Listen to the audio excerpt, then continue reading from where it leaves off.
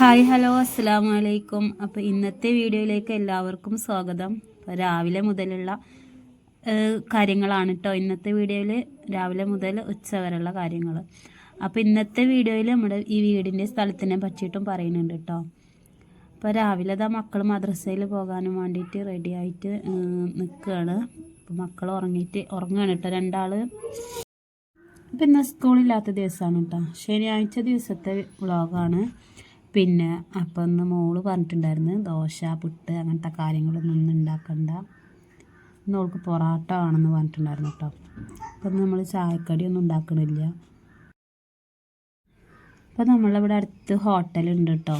അപ്പം ഇനി അവൾ വന്നിട്ട് മദ്രസ വിട്ട് വന്നിട്ട് അവളെ കൊണ്ട് തന്നെ പൊറാട്ട മേടിപ്പിക്കാമെന്നുള്ള ഇതിൽ നിൽക്കുകയാണ് കേട്ടോ. അപ്പം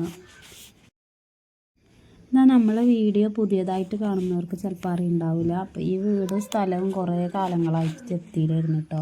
അപ്പോൾ അത് ലേലത്തിൽ വെക്കാനുള്ള ഒരു ടൈം ആയിട്ടുണ്ടായിരുന്നു.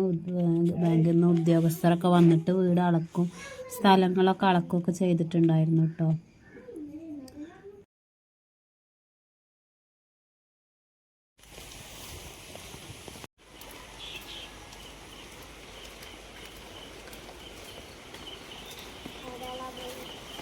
അപ്പോൾ അത് രാവിലെ മുതൽ നല്ല മഴയായിരുന്നു കേട്ടോ. അപ്പോൾ ഒരു മദ്രസയ്ക്ക് പോകാൻ നേരത്തെ ഒന്ന് തോർച്ചുണ്ട്.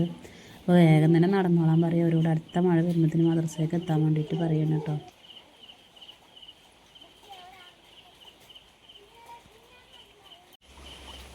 പിന്നെ അവരാക്കി കൊടുത്തിട്ട് പിന്നെ മോളെ അടുത്തേക്ക് പോയി നോക്കുമ്പോൾ അവളിങ്ങനെ എണീക്കുന്നുണ്ട് കേട്ടോ.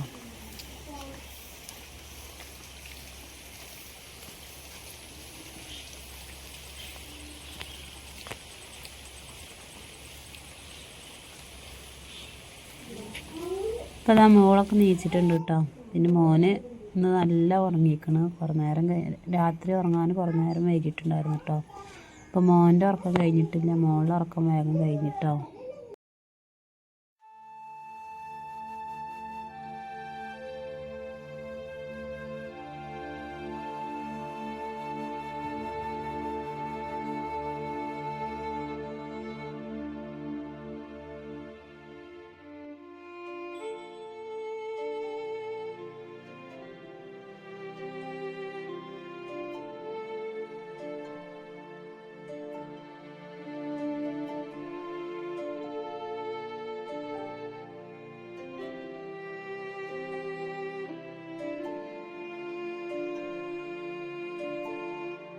ഞാൻ പിന്നെ മോളായിട്ട് അങ്ങനെ കളിപ്പിച്ചിരുന്നു കേട്ടോ. പിന്നെ കുറേ കഴിഞ്ഞപ്പോഴത്തേനും മക്കളൊക്കെ വന്നിട്ടുണ്ടായിരുന്നു. ഒന്നേക്കൻ്റെ പൊറാട്ട കേട്ടോ. പിന്നെ വേഗം അവളടുത്ത് പൈസ കൊടുത്തിട്ട് മേടിപ്പിക്കാൻ വേണ്ടി മോന് ഇതുവരെ നീച്ചിട്ടില്ല കേട്ടോ. ചക്ക എപ്പോഴും നീച്ചില്ല. എന്ത് ഫസ്റ്റ് എഴുതി കഴിഞ്ഞവർക്ക്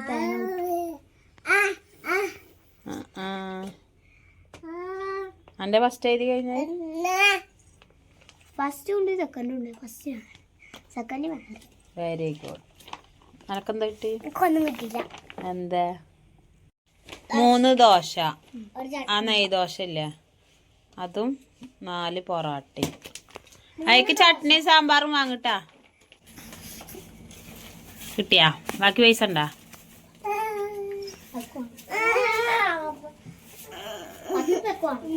എന്തിനാ?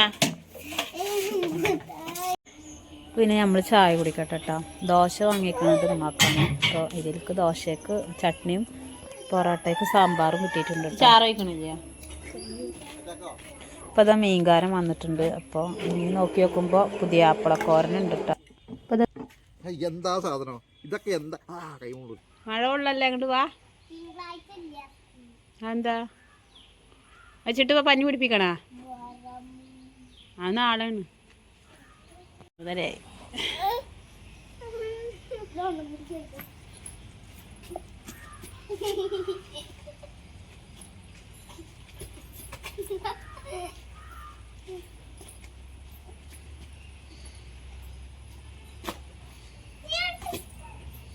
എന്താ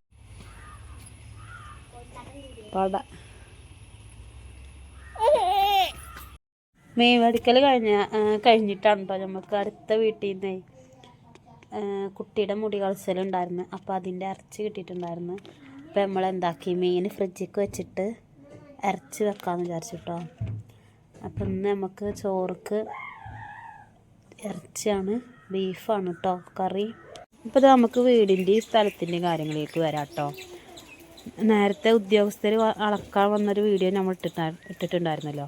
അതുകൊണ്ട് തന്നെ ഒരുപാട് പേര് നമ്മളോട് വാട്സപ്പിലായാലും വേറെ മെസ്സേജ് ആയാലും കമൻറ്റിലായാലും ചോദിക്കുന്നുണ്ടായിരുന്നു വീടിൻ്റെ കാര്യം എന്തായെന്ന്. അപ്പോൾ നമുക്കത് പറയണം. ആദ്യം നമ്മൾ പുറത്തേക്ക് വിൽക്കാനുള്ള ഒരു തീരുമാനത്തിലായിരുന്നു കേട്ടോ, ഇവിടുത്തെ ഇപ്പായാലും ആരായാലും. അപ്പോൾ പുറത്തേക്ക് വിൽക്കുമ്പോൾ നമ്മൾ അപ്പം തന്നെ ഇവിടുന്ന് ഇപ്പി ആ ടൈമിൽ തന്നെ നമ്മൾ ഇവിടുന്ന് ഇറങ്ങേണ്ടി വരുമല്ലോ പുറത്തേക്ക് വിറ്റാൽ. അപ്പോൾ പുറത്തേക്ക് വിറ്റാൽ നമുക്ക് വാടകയ്ക്ക് പോകാനുള്ള കഴിവൊന്നുമില്ല, അതറിയാലോ. അപ്പോൾ പിന്നെ ഇപ്പം തീരുമാനിച്ച് ഇവിടെ ഒരു മകളെ 3 മക്കളാണ് കേട്ടോ, 2 പെണ്ണും 1 ആണും. അപ്പോൾ അതിൽ രണ്ടാമത്തെ മകളെ കല്യാണം കഴിച്ചിരിക്കുന്നത് മദ്രാസിലേക്കാണ് കേട്ടോ. അപ്പോൾ മദ്രാസിലെ താത്താക്ക് നാട്ടിലായാലും എവിടെയും സ്ഥലവും കാര്യങ്ങളൊന്നുമില്ല, സ്വന്തമായിട്ട് മണ്ണ് ഇല്ല, കയ്യിലില്ല. അപ്പോൾ പിന്നെ മദ്രാസിലാണ്, കണ്ണെത്താത്ത ദൂരത്തുമല്ലേ. അപ്പോൾ ഇപ്പം പറഞ്ഞ് എന്താണ് താത്താക്ക് കുറച്ച് സ്വർണ്ണങ്ങളുണ്ടായിരുന്നു കല്യാണത്തിന് കിട്ടിയ കയ്യിൽ സ്വർണ്ണം ഉണ്ടായിരുന്നു, എന്താ പറയുക. അപ്പം എന്നാൽ അത് വിറ്റിട്ട് ഇത് എൻ്റെ പേരിക്ക് വാങ്ങാൻ വേണ്ടിയിട്ട് ഇപ്പം പറഞ്ഞിട്ടുണ്ടായിരുന്നു കേട്ടോ.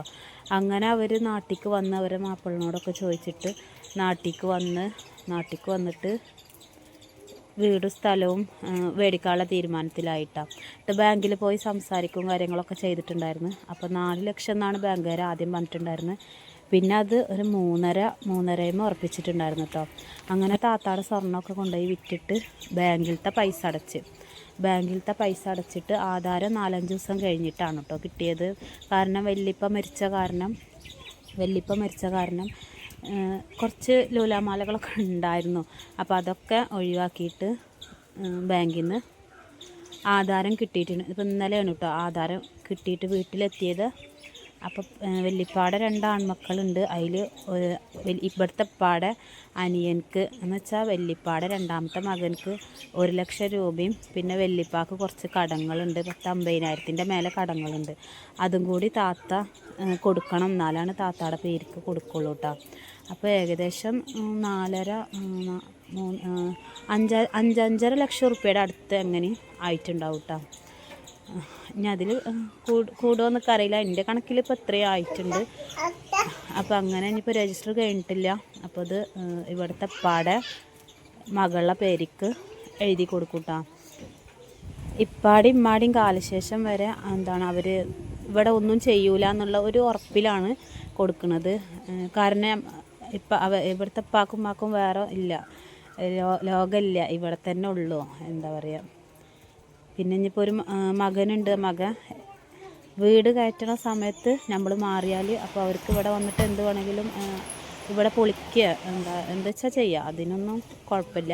പക്ഷെ ഉമ്മാടിയും കാലം വരെ ഒന്നിനും വരില്ല എന്നുള്ള ഒരു ഉറപ്പിലാണ് ഇത് ചെയ്യണത് കേട്ടോ. അപ്പം ഉമ്മാക്കും ഉപ്പാക്കും ഇവിടെ കഴിയുക, അതിന് യാതൊരു വിധ കുഴപ്പമില്ല. പക്ഷെ ഞാനും മക്കളും എൻ്റെ ഭർത്താവും വേറെ പോകേണ്ടി വരുമോ എന്നുള്ളൊരു ചിന്തയിലാണ് കേട്ടോ. കാരണങ്ങൾ ഒരുപാടുണ്ട്, എന്താ പറയുക.